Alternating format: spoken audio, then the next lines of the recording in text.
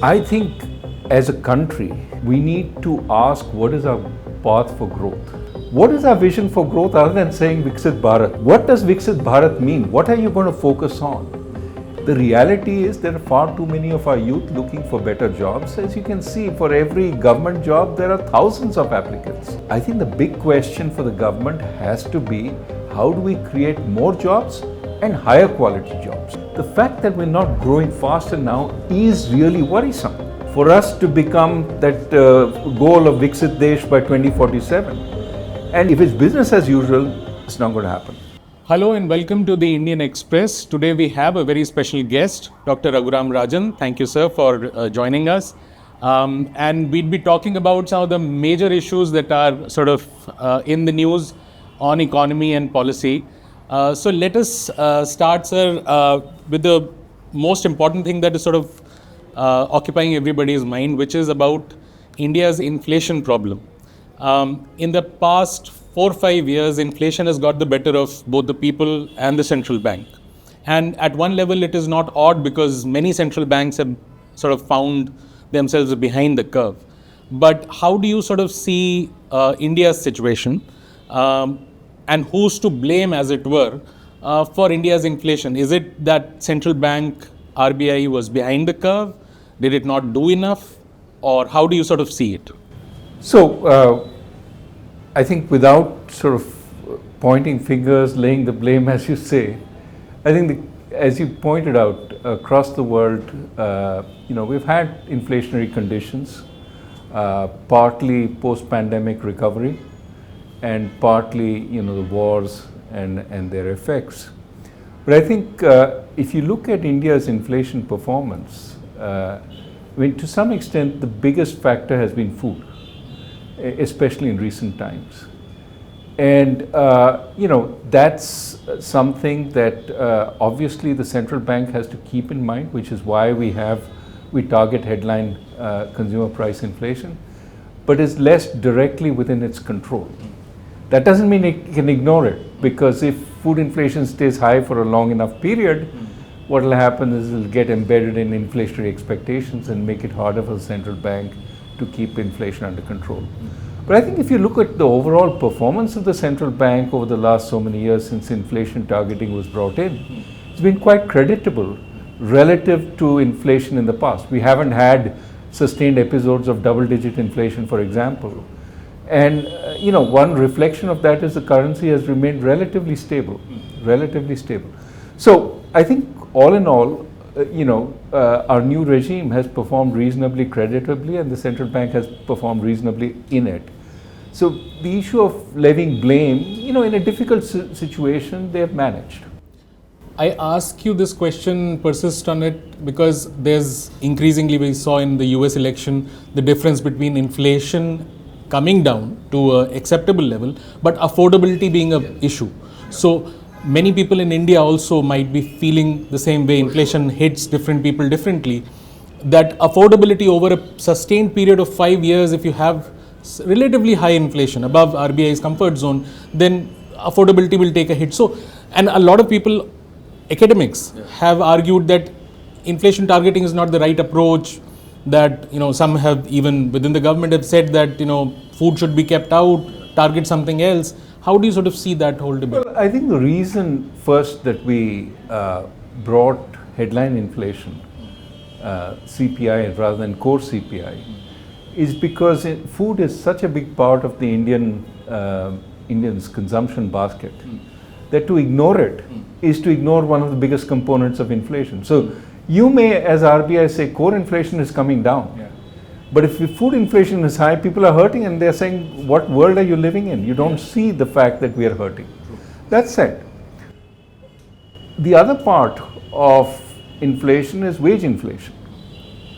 Wages haven't really been much stronger than consumer price inflation, which means that in real terms, in terms of things you can buy, wages, especially for the lower middle class, hasn't kept pace with inflation, or as much as it has in the past. So that is part of the reason people are hurting. At the lower end, their wages have not gone up. Now, in some sense, then the reality is we have to create more jobs, better jobs, higher quality jobs, more remunerative jobs. That, of course, is not the RBI's. Exactly. So that is what brings me to the other question about, what can the government do while inflation control is typically the RBI's preserve and we tend to look at it. But as you said, food inflation is not something that sort of responds to repo rates. Yeah. What can the government do or could have done, in your view, which goes back to how a developing economy sort of responds to? That is the real challenge that we have. Right? We've been growing at about 6% the last 30 years, ever since we started reforms, which is hugely creditable for any country. The problem, however, is that the pandemic, we had some very low growth for a little while, strongly negative. A lot of the high growth we've had in the recent past has been rebound growth.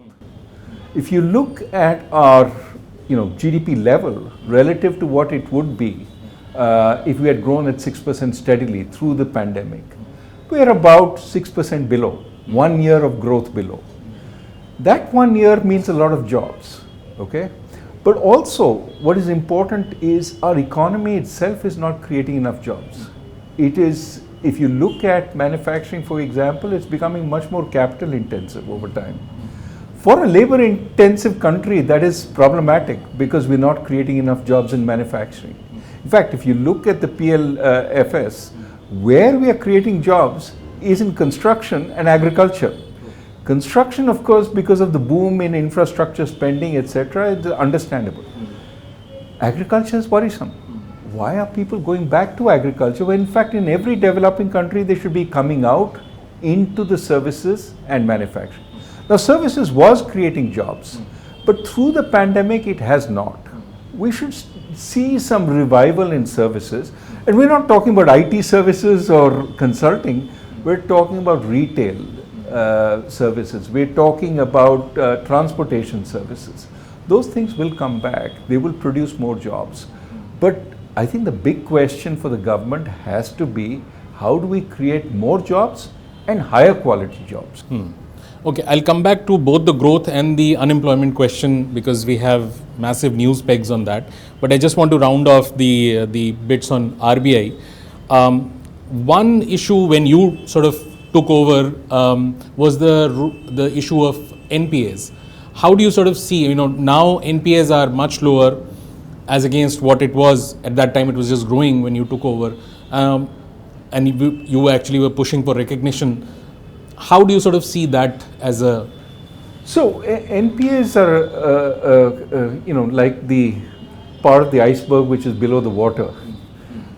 It's what you don't see often which is the problem, right?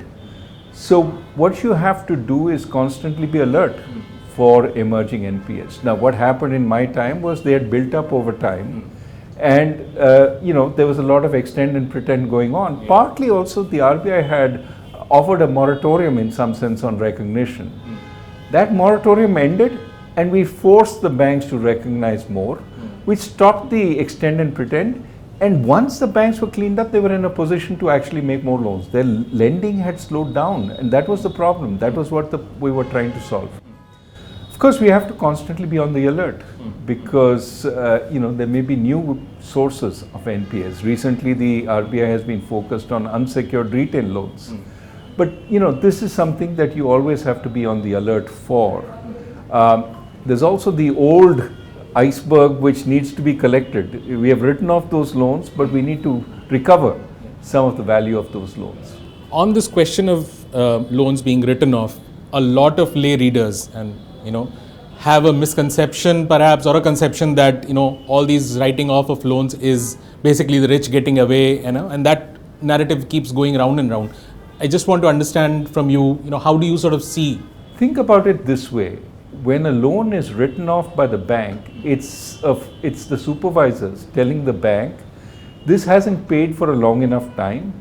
You must not carry it on your books at full value. In fact, in some cases, write it off completely.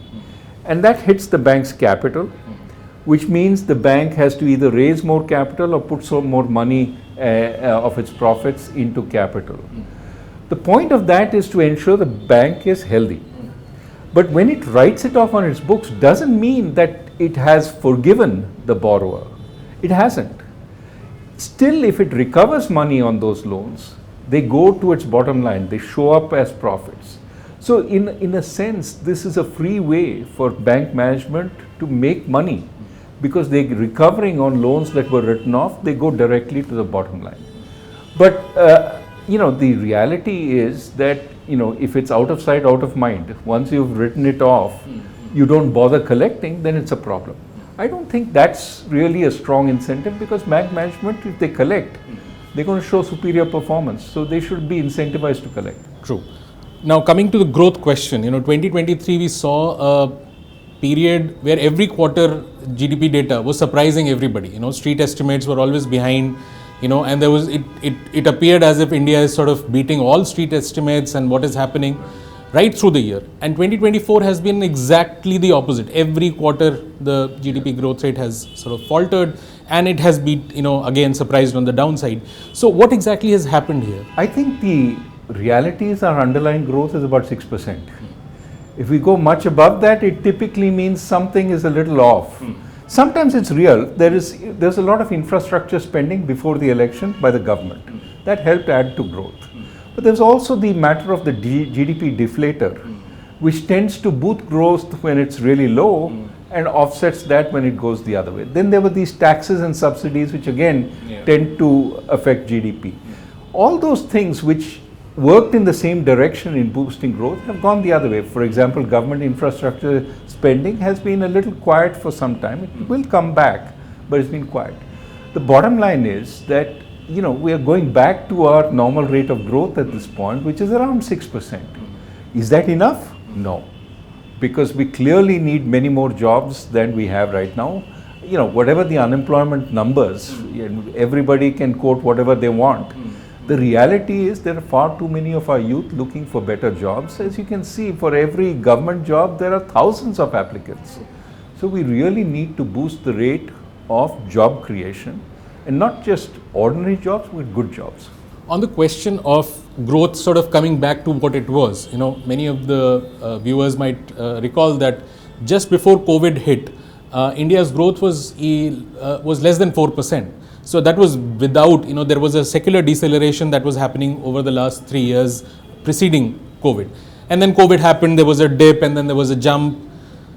And as you said, now maybe there's some kind of a coming back to the same level. So what exactly had happened at that time? Why did we have this massive jump beyond just the first year or second year? Because it's happened now for 3 years that we've had a lovely set of growth numbers. So. Well, recoveries are not immediate, right? So remember, there were a few quarters of really negative growth, strongly negative growth during the pandemic. So the sort of spring back, the recovery has boosted growth over 2 or 3 years, right? Now, I thought where you were going is our real rate of growth the 2019 rate? Or is it the 2016? Because one thing is 6%, one thing is 4%, right? So where are we? 4% would be terrible if we go back to that. Now, we can never be sure what the true rate of growth is. I do think if you look at a 30-year expanse, our rate of growth is about 6%. And there's no reason why we should go significantly below that. So my hope is that with these, we may have another quarter of low growth, but we go back eventually to 6. But even with 6, it's not enough. We have lost our potential growth rate from something around 7.5, maybe in 2007-8, to 6%. Just over the... Well, the question you have to ask is, was 2007, 2008 sustainable? I think it was genuine, but there's a lot of investment. Remember, investment numbers had skyrocketed. Last few years, we see corporate investment, really very tepid, given, even given the growth numbers in the last couple of years. So for an economy like India, I was talking to an economist, he said that at 4%, India faces almost a stagnant kind of a scenario because of the number of people. 4% is deep recession from our perspective. And a lot of people go by this textbook definition of what is stagflationary environment. But India is not necessarily in the textbook sense facing No. a stagflation. But is this something similar to stagflationary kind of a scenario? Yeah, I think if we go down to 4, we are in a terrible situation. Remember, we are in the sweet spot that every East Asian economy was when it gets a population dividend. A lot of young people coming into the labor force and reducing the dependency rate, that is the old and the very young who cannot work. So our working population, working age population as a fraction of the population is growing. This is when our growth should, even relative to the recent past, go up by a percentage point or 2 if we create the jobs for the people coming into the workforce. The fact that we're not growing faster now is really worrisome, right? In other words, I keep saying 6% won't cut it, but it should be more than 6% just from the population dividend. It should be even more for us to become that goal of Viksit Desh by 2047. And if it's business as usual, it's not going to happen. Right. So on the population question, I also want to come back because again, that's in news. But let me just ask you on the unemployment because you've talked about it. Increasingly, political parties of all different hues are promising government dole. And this has now sort of become an accepted norms. You can choose which section of the society you want to give that dole to and how much.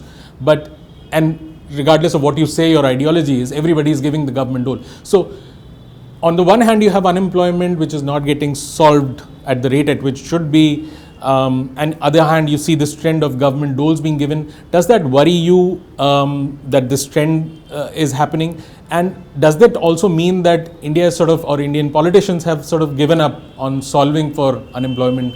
Well, I think there's a comparative political process to give out doles. Some transfers are not bad if they're targeted at the poor, because that gives them some ability. The poor mother has the ability to feed her children better, to invest in their schooling, etc. That's not terrible. But if you give out so much in dole that you cannot make infrastructure investments, that you cannot invest in public provision of services, better schools, better health care, for example, rural roads, those are things we need far more of if we are to grow.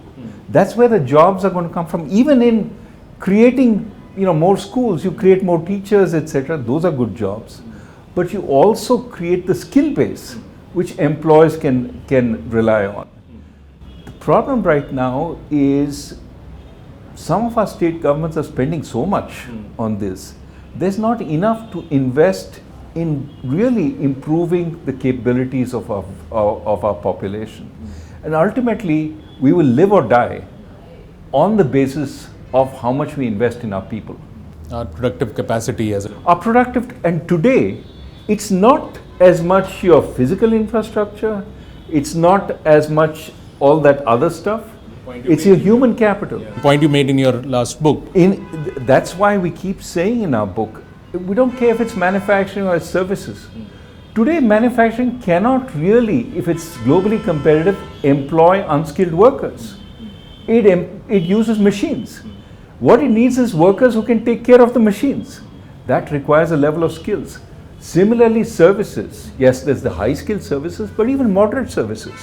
Where does it pay? If you're a carpenter, if you're a plumber, those are the occupations which pay. If you're totally unskilled, there's not a lot of jobs available which pay you enough. So this brings me back to the population question. We've heard some remarkable things being said.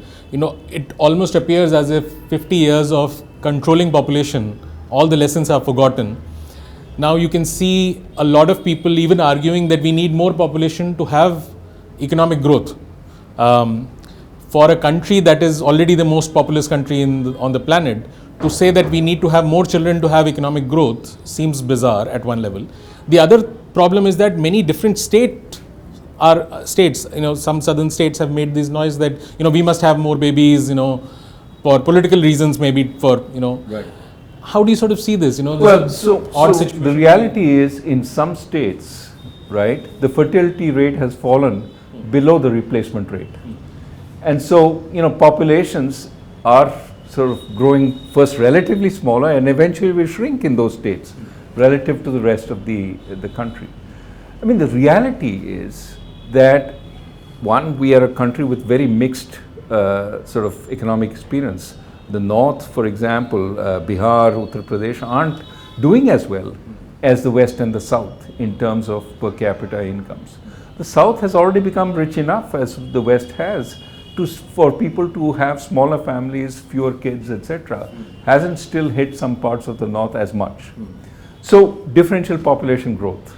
Of course, if you are worried about your state's position, you say I should focus on that. Now, what would be nice is if instead we encourage more immigration, because truly, when do countries stay young even when they grow rich? A country like the United States, because a lot of immigration has taken place. In our country, we can have internal immigration, which takes care of the problem. And in fact, you see that in Tamil Nadu, a lot of workers come from Bihar, come from Uttar Pradesh, and sometimes the word is they're the only guys who work, which I think is overstating I mean, I think there are lots of very good Tamil workers. In fact, we see a lot of firms coming from outside, looking for Tamil workers who are well educated, very, very capable. But the point is that we need to address this issue. And if the jobs are in the south and the west, allow for more immigration to happen. And recognize the fact that the immigrant is more a part of the south than a part of where they came from. Make it easier for them to bring their families also. Maybe voting or, Yeah, I mean, look, in Europe, they're confronting this issue. Then there's the issue of our culture being affected. We'll have to manage that internally. But at least we're one country. And we'll have to find ways of doing it. Okay. One question I wanted to ask you was about GST. A lot of people say, again, links back to what government could have done on say, inflation control, is that, GST, nobody denies that for a long time India wanted to have a GST, and, it was a great success to have that legislation and shore up that. But has India's GST really worked out the way you would have hoped for, in terms of both the way it is in the intricacies and also the levels of the rates? Some people say that the rates are so high, so onerous, that it has made it difficult, and inflation is high because of that also. I don't think inflation is ever affected in a sustained way by tax rates being higher, or growth could be affected. One can discuss that. Yes, there is an ideal GST. It would have been nice to go to fewer slabs and so on. But we are where we are. No, why can't the government, one counter argument is that why can't the government sort of cut it substantially and give a demand boost if demand is struggling? Yeah, what you don't want to do is bring in new instruments which create more uncertainty. If you constantly cut and raise GST rates, then people don't have an ability to plan, and then you have the whole lot of lobbying, cut my rate, keep his rate high, etc. I would say stay stable on normalizing the GST rates over time, but offer some predictability. Use the instrument that you have to boost demand, which is on the monetary side. As you see inflation come down, you can cut rates. And on the fiscal side, if you see a need, targeted demand expansion can happen. I think the reality, however, is that where there is demand, it's typically the lower middle class and the middle class. That has been hurting more in this expansion. The upper middle class has done well. Because of the uncertainty on jobs, etc., the lower middle class, which consumes more, hasn't got an adequate share of the income. Their normal source of employment, MSMEs, not doing so well, for example. The upper middle class relies on the big firms. They're doing really well. So there is an inequality which is showing up in demand, which is why core inflation is subdued, even though headline inflation is moving all over the place. The union budget is around the corner, in a month's time, and this is going to be the first, perhaps better thought out budget of the new government. And the 2024 election actually brought down the curtains on the single party majority that we had for the first time since economic reforms. So are there any substantive changes that you would like to see refocusing? What should be the focus of the budget, now? under the circumstances? I think as a country, we need to ask what is our path for growth. Almost surely low-skilled manufacturing exports, which was the way for other countries in South Asia, China to grow, is much harder today. One, because of the protectionism you see. Two, because it's increasingly automated, doesn't create as many jobs. And three, because of automation, etc., China will be in it for a much longer time, as will Vietnam, etc. We're not competing against the US, we are competing against these guys. We need to think, what is our comparative advantage? If you look at the last export numbers, where are we really doing well? High-skilled services.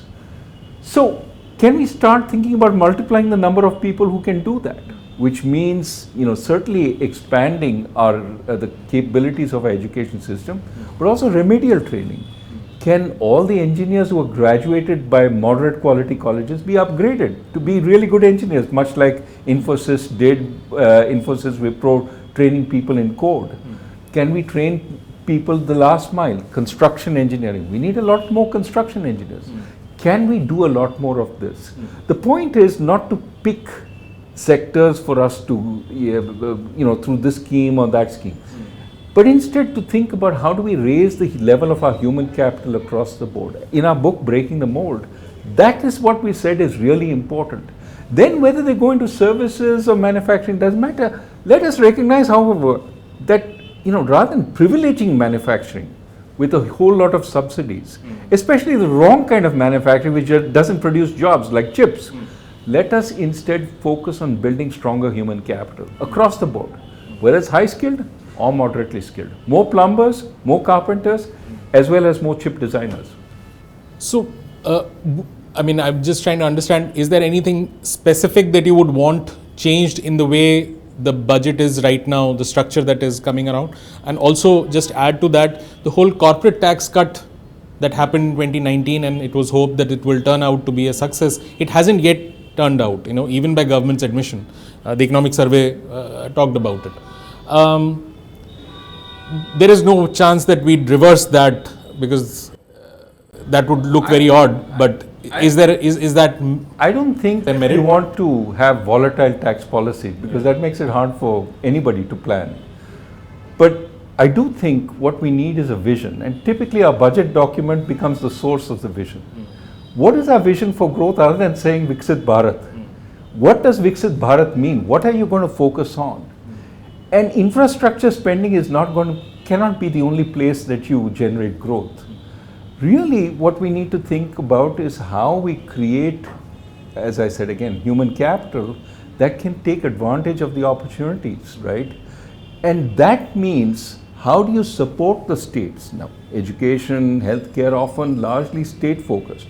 How do you support the states, especially the poorer states, in improving the quality of the human capital? Look at Jharkhand, look at Bihar. What is the quality of the students coming out from those places? Do they have a chance in a modern economy? If not, what can you do to support them? And that requires a fair amount of thinking from the central government. What kind of budgetary supports do we do, and where do we put our money? And I would say 25 billion in chip subsidies is the wrong place to put your money. There are a lot more needy areas. More efficient ways to spend the money. Exactly. Okay, last question, but looking forward, President-elect Donald Trump will be taking over, and the whole world is sort of waiting, wondering what is likely to happen. Will there be a trade war? He has been saying a lot of things about slapping tariffs. So, one is, what does a trade war, does it look likely to you, or do you sort of discount it? Two, if there a trade war happens at that kind of a scale where everybody is slapping tariffs against everybody, what does that do to a country like India, which is already struggling on exports? Yeah. So fortunately for us, the trade war, if it happens, is going to be concentrated on manufacturing. Doesn't mean services is immune, but it's going to be focused on manufacturing. It is also going to be focused on deficits that America has with the rest of the world. And it runs a pretty big deficit with India, Not the biggest. Mexico and China come before India. But 60 billion is not to be sneezed at either. I think unfortunately, from all the rhetoric, of course corporations say he doesn't mean what he says, it's all bargaining ploy. But I think they genuinely believe that their running trade deficits implies that other countries are being unfair, that they have to reduce the trade deficit, and a good way is by erecting tariffs. And that countries that have high tariffs already had better bring them down, otherwise they will be tariffed by the US. Now, I think China is a big target, but I don't think India can sort of hope that it will always escape scot-free. But also, even if India is not tariffed, India doesn't, and the special relationship between President Trump and Prime Minister Modi holds, there's still the issue of Chinese goods not finding a home in the US or through surrogates in Vietnam and Mexico to the US, now being forced to flood the rest of the world. And so we have to think then, on the one hand, the second order effects. Now there may be opportunity also, because if China is tariffed in such a big way, people will look for China plus one. Can we present a much more effective picture of being a place where we can be that China plus one, which means ease of manufacturing, good workers, cheap energy and power. Some of the states, the southern states, the western states could actually reap the opportunity at this point. But we have to do a much more successful marketing effort. We could get a lot of moderate skilled manufacturing, but we also have to have workers who can, today the assembly line is machines.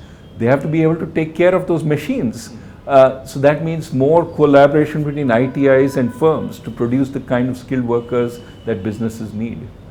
Last bit on the rupee, because that has become a very emotive issue in India. I don't know whether it should be an emotive issue at all or not, or whether a strong rupee is necessarily good for us or a weak rupee necessarily bad for us.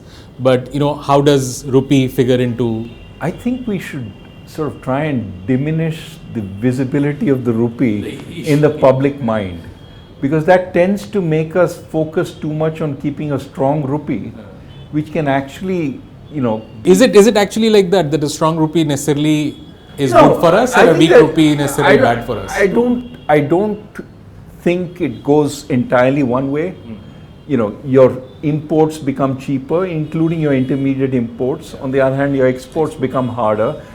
I think it is a relatively mixed bag, so which is why I think people saying depreciate it or people saying appreciate it is wrong. I think the right thing to do is to focus on keeping inflation moderate and contained, and the rupee will take care of itself. It is when you have lost the plot on inflation that the rupee does all sort of weird sort of movements. So I would say let the rupee find its level, and that level will be consistent with a reasonable current account deficit.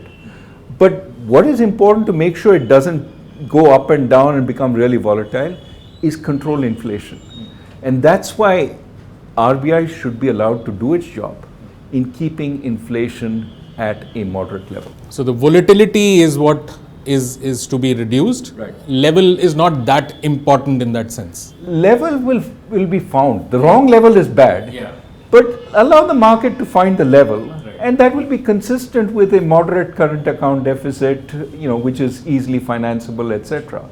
But I would say don't fixate on the rupee and say I got to depreciate it 20% or I got to appreciate it the other way. Let it be, whatever. Even if China depreciates or.